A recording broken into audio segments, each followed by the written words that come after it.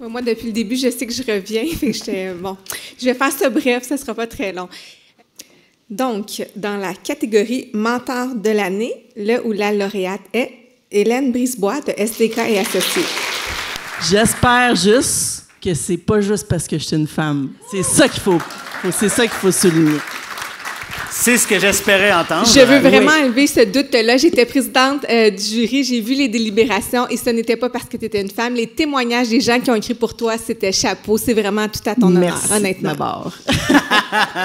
Avant de vous donner la parole, Caroline Blais. Oui.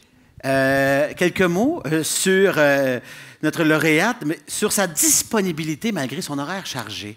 Mais pour être un mentor, premièrement, ça prend quelqu'un qui est disponible, quelqu'un qui est à l'écoute. Puis tout le monde qui connaît Hélène, ils savent très bien qu'Hélène a un horaire surchargé. Mais c'est drôle, on a quand même le temps de la rencontrer pour parler de nos problèmes, de nos défis au travail, mais même de nos défis personnels, puis même de nous parler de nos bébés malades.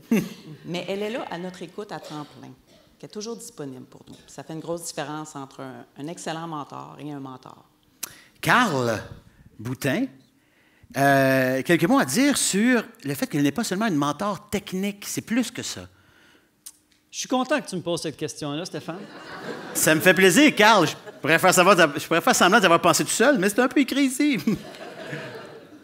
Donc, je suis arrivé quand Hélène m'a embauché chez SDK. J'avais déjà une dizaine d'années d'expérience. J'arrivais avec déjà mon bagage.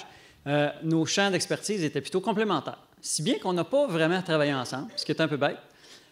Quand on m'a offert de devenir actionnaire dans l'entreprise, donc je suis devenu son partenaire d'affaires. Et là, son mentorat a vraiment pris son envol. Et puis, que ce soit de parler de relations clients, de stratégie de vente, de gestion d'entreprise, des ressources humaines, tous des trucs qu'on n'apprend pas à l'école, bien là, Hélène était vraiment disponible pour me guider là-dedans, dans mon cheminement personnel, toujours dans un objectif d'assurer la pérennité de l'entreprise et la stabilité de l'entreprise, et que chacun prenne sa place.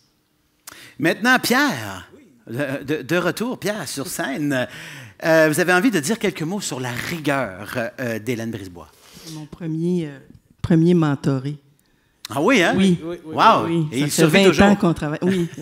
Ça fait 20 ans, puis la première chose que Hélène a fait, ça a été de m'engager.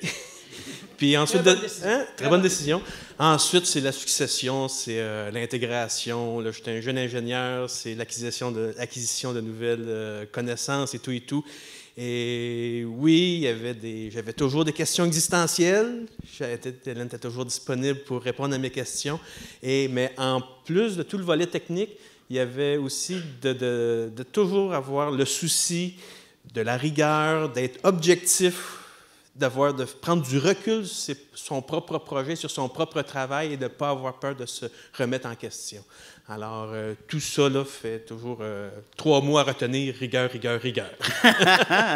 Qu'est-ce que ça vous fait d'entendre ces témoignages-là ce soir? Oui, c'est émouvant quand même.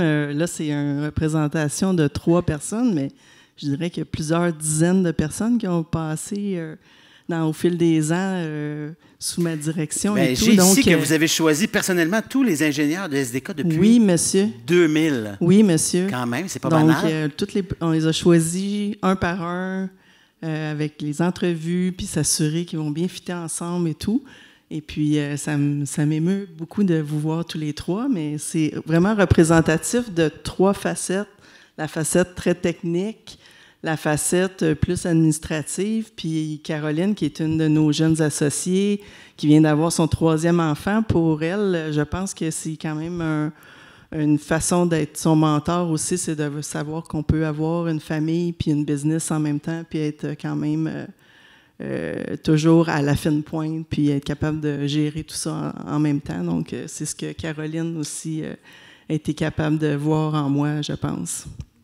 Et sinon, j'ai envie de juste vous laisser le micro pour quelques instants en disant, vous avez très bien commencé en parlant du fait que j'espère que je ne suis pas là parce que je suis une femme. Non, on ne veut pas ça. Et parlons-en des femmes, parce que moi, j'endosse souvent ça avec l'émission, on parle des femmes et la science, comment ça se fait? Moi, je serais une fille, j'aurais le goût d'aller travailler chez vous. Moi aussi.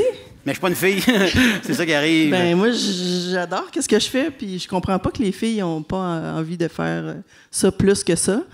Mais écoutez...